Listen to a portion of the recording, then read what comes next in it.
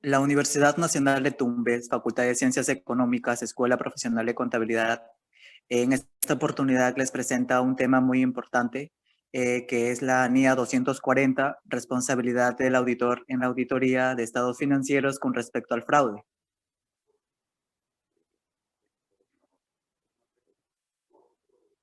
Y bueno, este trabajo se ha hecho gracias a los conocimientos previos de un gran docente, que es el CPC Juan Antonio Chiquinta Alcalde, en conjunto con su equipo estudiantil, conformado por Astudillo Morán Edison, Beiner Ubillus José, Carrillo Silva Carlos y Carrillo Urbina Milton.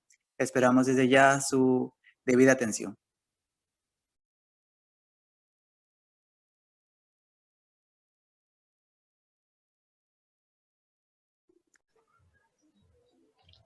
Responsabilidad del auditor en la auditoría de estados financieros con respecto al fraude. Es la NIA 240 la que vamos a ver el día de hoy.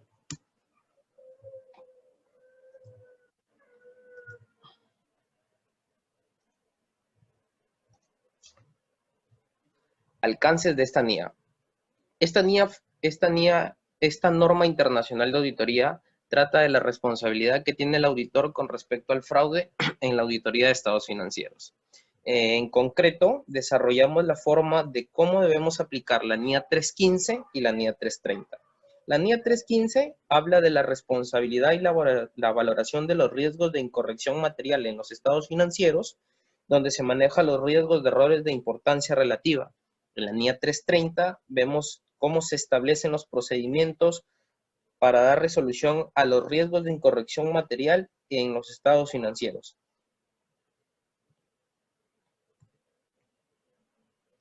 El fraude. En general, todos los fraudes se caracterizan por incurrir en mentiras, uso inapropiado de fondos, alteración de datos, corrupción, etc. El fraude se entiende por la intención con la que se hace la acción, ¿no? En este caso, el fraude está ligado a la intención y el error está ligado a que pasa por accidente. Entonces, esa es la diferencia cuando el riesgo es por fraude o por error. Características del fraude. Las incorrecciones en los estados financieros pueden deberse a fraude o error. El factor que distingue el fraude del error es la acción subyacente que da lugar a la incorrección en los estados financieros, ya sea intencionada o no.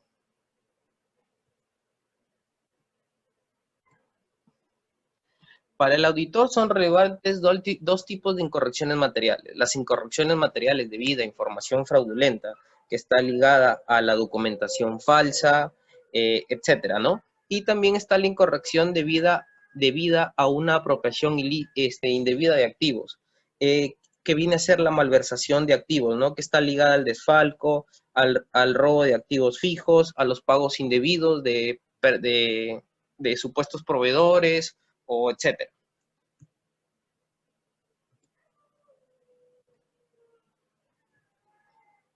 Vamos a ver la responsabilidad del auditor. El auditor es responsable de la obtención de una seguridad razonable de que los estados financieros considerados en un conjunto están libres de incorrecciones materiales debidas a fraude o error. El auditor es responsable de dar seguridad que los estados financieros están libres de incorrecciones materiales debido a fraude o a error en un todo. Los riesgos de no detectar incorrecciones, ya sean debido a fraude o a error, es mayor que las incorrecciones debidas a no encontrar un error. Encontrar un error y en comparación al fraude es mucho peor que lo anterior. Entonces, el riesgo de no detectar incorrecciones materiales debidas a fraude es mayor que el riesgo de no detectar las que se cometieron por error. En el proceso de obtención de una seguridad razonable, el auditor es responsable de mantener una actitud de escepticismo profesional. Entendamos escepticismo profesional por la actitud que incluye un estado de alerta a las condiciones que pueden indicar un posible fraude o un posible error. En la evaluación crítica, y tenemos que tener una evaluación crítica de la evidencia, ¿no? Entonces, aquí el auditor tiene que tener muy claro su juicio profesional y un código de ética al momento de la ejecución del trabajo.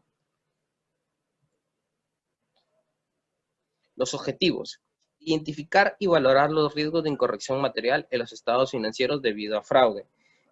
Aquí lo que normalmente se recomienda a la administración es inculcar una cultura de ética para tratar de minimizar eso. Obtener evidencia de una auditoría suficiente y adecuada con respecto a los riesgos valorados de incorrección material debido a fraude mediante diseño e implantación de respuestas apropiadas. Aquí hablamos de la obtención de medios probatorios, de evidencia suficiente para que el auditor pueda desarrollar la auditoría, responder adecuadamente al fraude o a los indicios de fraude indicados durante la realización de la auditoría. Aquí el auditor tiene el deber y la responsabilidad de diseñar e implementar procedimientos para tratar en lo posible de que el error y el fraude no sean perpetrados.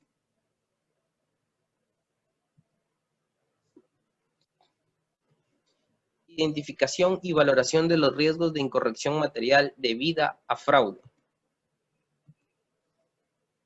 De conformidad con la NIA 315, el auditor identificará y evaluará los riesgos de incorrección material debido a fraude en los estados financieros y a las afirmaciones relativas de las transacciones, saldos contables o información a revelar. La administración es la que está totalmente ligada a la preparación de los estados financieros, al control interno y al entorno en el cual opera la empresa. Entonces, para la identificación y valoración de los riesgos de incorrección material debido a fraude, el auditor, basándose en la presunción de que existen riesgos de fraude en el reconocimiento de ingresos, evaluará los tipos de ingresos, las transacciones generadas de ingresos y las afirmaciones que dan lugar a tales riesgos. Entonces, aquí el auditor, a través de la información que es brindada por la administración, investiga, indaga, entrevista al personal clave de la entidad, que más que todo siempre son las jefaturas, ¿no? Para ver cómo se llevan los procedimientos a cabo. Evalúa el sobreestimo de los ingresos o los ingresos ficticios que normalmente se dan por la misma presión de la administración. Respuestas a los riesgos valorados de incorrección material debido a fraude. Se asignará y supervisará al personal teniendo en cuenta los conocimientos, la cualificación y la capacitación de las personas a las que se le atribuye responsabilidades significativas en el encargo. Evaluará si la selección y la aplicación de tales políticas contables por parte de la entidad y en especial las políticas relacionadas con las mediciones sujetas y con transacciones complejas pueden ser indicativas de información financiera. Se debe aquí en este caso designar al personal competente para la correcta ejecución al momento de desarrollar la evaluación del riesgo.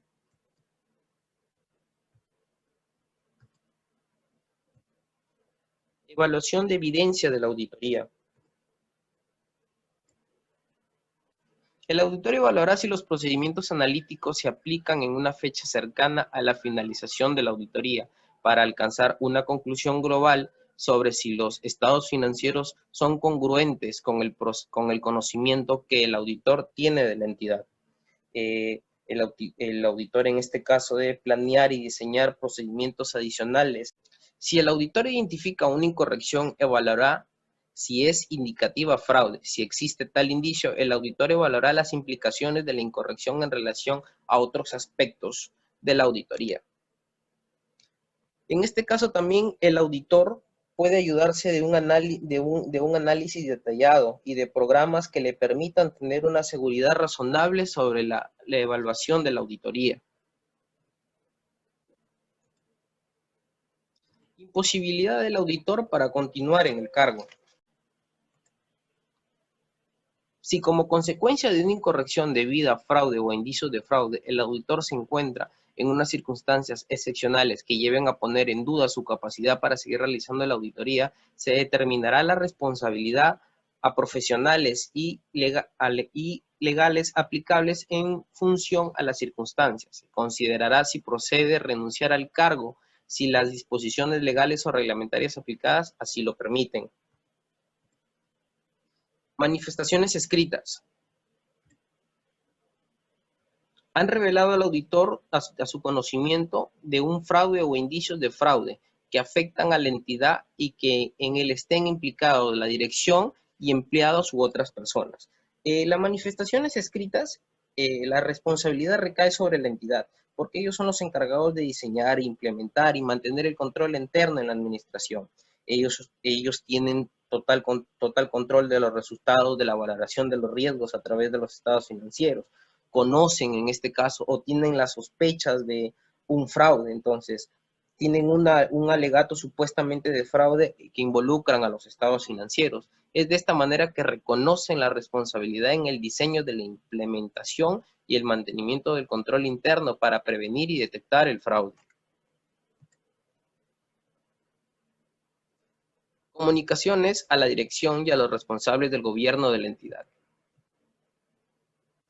Si el auditor identifica un fraude u obtiene información que indique la posible existencia de un fraude, lo comunicará oportunamente al nivel adecuado de la dirección, a fin de informar a los principales responsables de la previsión y detención del fraude de las cuestiones relevantes de sus responsabilidades.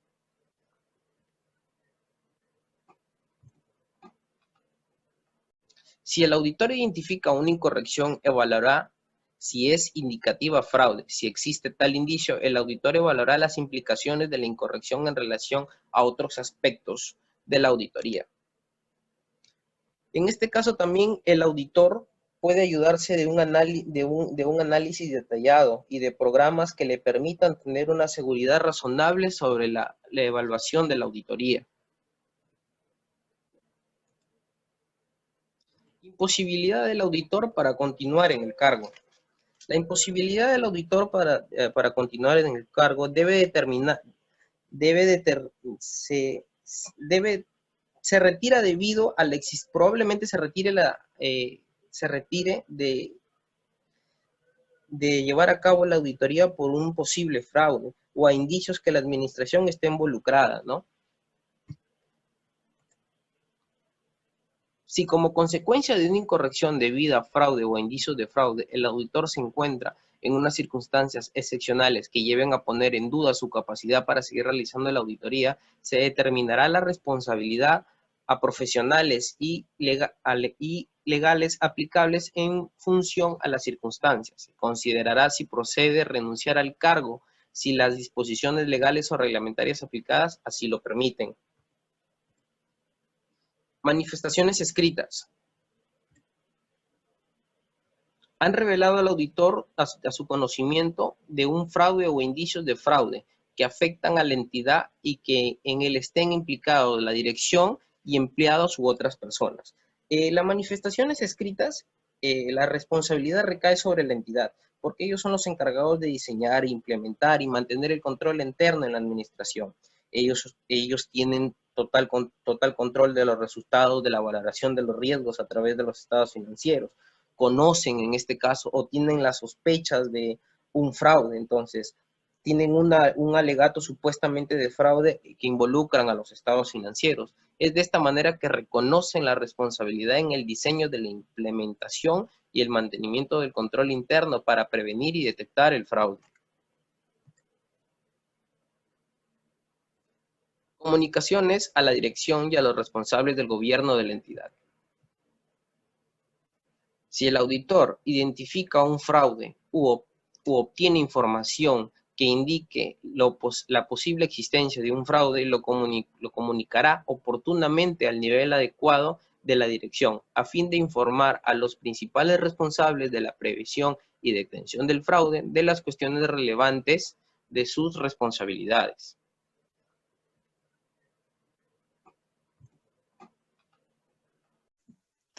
Finalidad del fraude.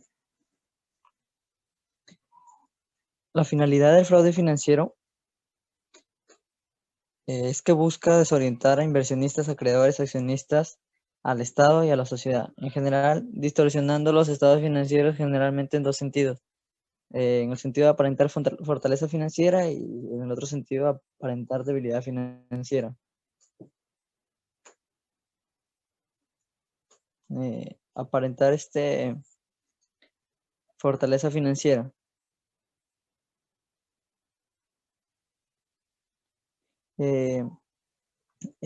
Pasa cuando quieren mostrar algo que no, o sea, dar a mostrar buenos resultados cuando no son los que realmente han tenido.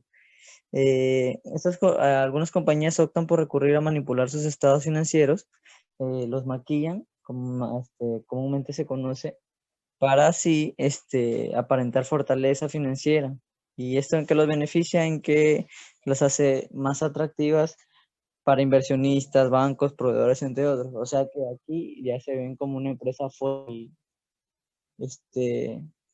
financieramente activa, que puede pagar sus deudas.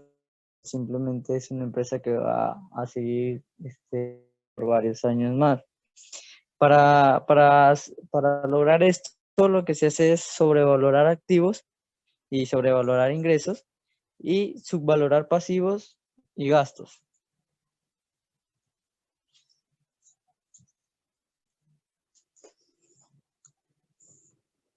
Luego, aparentar debilidad financiera. No, tenemos algunas formas de cómo maquillar los estados financieros. Ya, aquí tenemos mostrar inventario dañado, obsoleto, como inventario disponible para la venta. También tenemos que mostrar inventario de terceros como si fuera inventario de la compañía.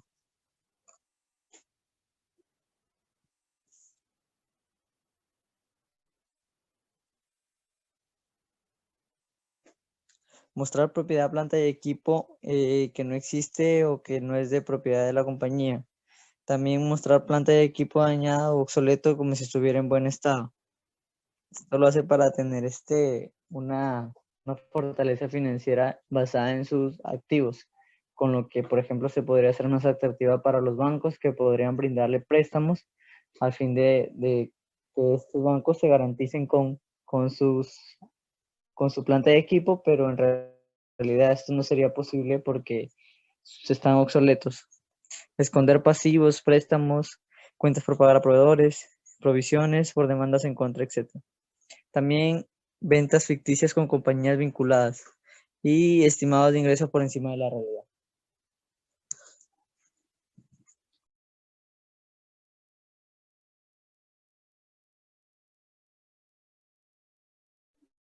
Aparentar debilidad financiera. Las empresas que buscan aparentar debilidad financiera lo hacen con la finalidad de pagar menos impuestos, o sea, de eludir impuestos. Para aparentar debilidad financiera, como podemos deducir, es diferente, es todo lo contrario a aparentar fortaleza financiera. Las empresas que lo hacen tienden a sobrevalorar pasivos y gastos y subvalorar activos e ingresos. Aquí también tenemos algunas formas de cómo se hace eso, cómo se aparenta una debilidad financiera. No registrar la totalidad de las ventas, no registrar la totalidad de los activos. Cuando no registramos la totalidad de las ventas, por lo general nuestro impuesto va a ser menos, ya que lo que hemos vendido va a ser menos a la realidad. Entonces eso nos favorecerá a la hora de pagar nuestros impuestos. También registrar gastos y pasivos ficticios, también registrar gastos de otros periodos en el periodo corriente, también transacciones fraudulentas con compañías de papel o compañías vinculadas, entre otros.